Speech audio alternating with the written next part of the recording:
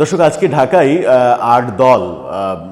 আটটি ইসলামিক দল, জামাত ইসলামের নেতৃত্বে ইসলামী আন্দোলন সহ 8টি দল ঢাকায় গণভোট, পিআর সহ 5টি দাবিতে বিক্ষোভ সমাবেশ করেছে এবং যমুনা অভিমুখে যাত্রা করেছে। সেই যাত্রা পুলিশ বাধা দিয়েছে। তারপরে 8 দলের মধ্য থেকে একটা প্রতিনিধি দল যমুনায় গিয়ে স্মারকলিপি পেশ করেছে এবং সেই যে মিছিল এবং সেই সমাবেশ, সেখান থেকে যে সকল কথা বলা হলো সেই কথাগুলো সরকারের জন্য বেশ হুমকি স্বরূপ। সরকারকে একেবারে হুমকি দেওয়া হয়েছে। শুধু সরকারকে না, বিএনপিকেও হুমকি দেওয়া হয়েছে। যদি সোজা আঙ্গুলে ঘি না ওঠে তাহলে আঙুল বাঁকা করতে তারা দেরি করবে না। এবং সেখান থেকে এই হুমকিও দেওয়া হয়েছে যে নির্বাচন কবে হবে না হবে এটা তাদের প্রধান মাথা ব্যথা নয়।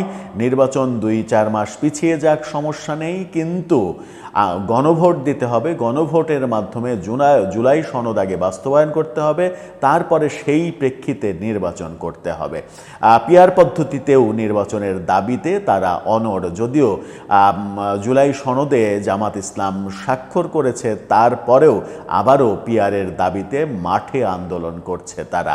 কি হতে চলেছে তাহলে রাজনৈতিক পরিবেশ? এরই মাঝে আলটিমেটাম দেওয়া হয়েছে 10 তারিখের মধ্যে যদি তাদের দাবি মেনে নেওয়া না হয় তাহলে 11 তারিখে ঢাকার রাস্তায় অন্য চিত্র দেখা যাবে। কি বললেন ইসলামী নেতারা, কি বললেন জামাতের secretary general doctor Mohammad Taher, সেই ব্যাপারগুলো বেশ চাঞ্চল্যের সৃষ্টি করেছে এবং বেশ মজাদার লেখালেখি শুরু হয়েছে সামাজিক যোগাযোগ মাধ্যমে। বিশেষ করে ডাক্তার আবদুল্লাহ তাহের তিনি যে কথা বলেছেন সেই কথা নিয়ে সামাজিক যোগাযোগ মাধ্যমে তার বিরোধী পক্ষ নানা রকমের ট্রল করতেও শুরু করেছেন। কি হলো আজকে? কি চাই তারা? কোন দিকে যাচ্ছে রাজনীতি? সরকার এখন কি সিদ্ধান্ত নেবে তাহলে?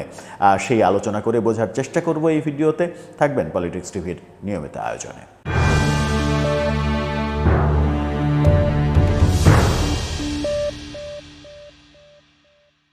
দর্শক, বলছিলাম ঢাকায় আজকে 8 দলের, ইসলামী 8 দলের মিছিল সমাবেশ এবং যমুনা অভিমুখে যাত্রা, পরে যমুনাতে স্মারকলিপি পেশ, এই ঘটনাগুলো আমরা দেখেছি। গণমাধ্যমের শিরোনামটা যদি আমরা দেখি তাহলে মানে প্রথম ধাপে বোঝা যাবে যে তাদের উদ্দেশ্যটা কি। সেখানে বলা হচ্ছে নির্বাচন 2 মাস পরে করেন, আগে গণভোট দেন। ইসলামী আন্দোলন বাংলাদেশ, ইসলামী আন্দোলনের এক নেতা এই কথা সরাসরি বলেই দিয়েছেন যে নির্বাচন পরে করেন, আগে গণভোট দেন, নির্বাচন পিছিয়ে যাক, সমস্যা নাই। তার মানে এই দলগুলোর যে অন্যতম একটা বড় উদ্দেশ্য নির্বাচন পিছিয়ে দেয়া, সেটা এখন ব্যাপারটা প্রকাশ্যে আসলো। এই প্রকাশ্যে যখন ব্যাপারগুলো আসলো তখন মানে ব্যাপারগুলো নিয়ে অনেক কথা হচ্ছে।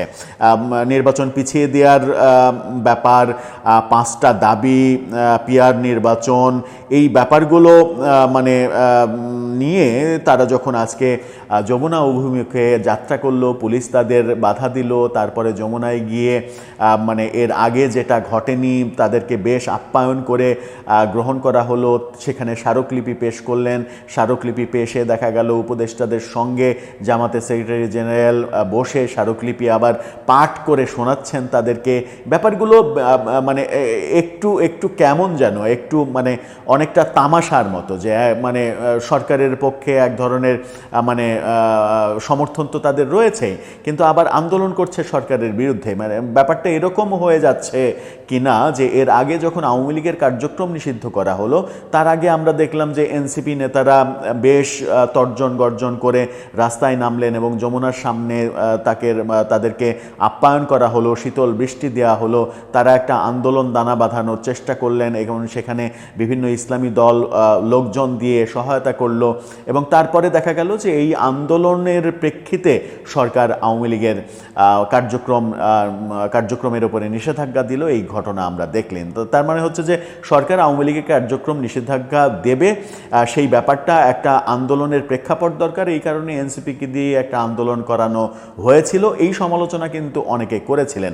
এখনও সেটা হচ্ছে কিনা যে তোমরা মাঠে ব্যাপক আন্দোলন শুরু করো, যেন আমাদেরকে বাধ্য হতে হয় এটা দিতে, যেন একটা মানে মানে বলা যায় যে আমরা এই আন্দোলনের প্রেক্ষাপটে এই সিদ্ধান্ত নেওয়া ছাড়া আমাদের কোনো উপায় নাই, সেরকম সাজানো গোছানো চিত্রনাট্য কিনা সেই সন্দেহটা অনেকে করলে তাকে হয়তো আপনি দোষারোপ করতে পারবেন না।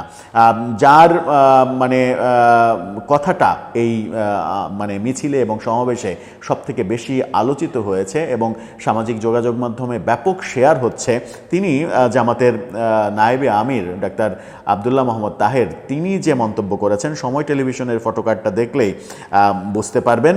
সেখানে তিনি বলছেন, আমরা সরকারের চালাকি বুঝি, সোজা আঙ্গুলে ঘি না উঠলে আঙুল বাঁকা করব, ঘি আমাদের লাগবেই, অর্থাৎ ঘি তাদের লাগবে, ঘি তাদেরকে দিতেই হবে, নো হাঙ্কি পাঙ্কি, জাতীয় নির্বাচনের আগেই গণভোট হবে।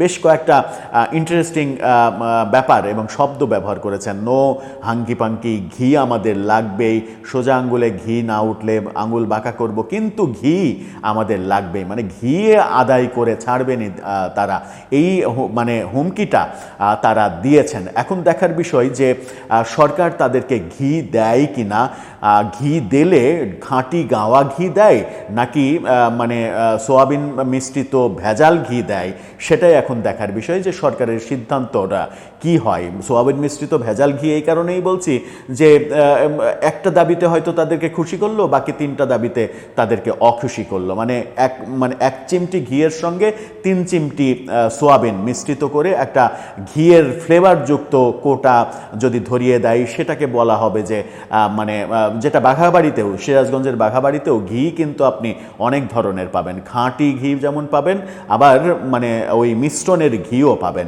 সেখানে আবার তারা বলেই দেবে যে এটা মিশ্রণের ঘি, ভেজাল ঘি, এটা খাঁটি ঘি, এটার দাম এত, এটার দাম এত। এখন দেখার বিষয় যে সরকার কোন কোম্পানির ঘিটা দেয় এবং ঘিটা খাঁটি গাওয়া ঘি হয় নাকি ভেজাল মিশ্রিত ঘি হয়, সেই অপেক্ষায় আমাদের থাকতেই হবে। দর্শক, আপনার মতামত এ ব্যাপারে জানিয়ে লিখতে পারেন আমাদের কমেন্ট বক্সে।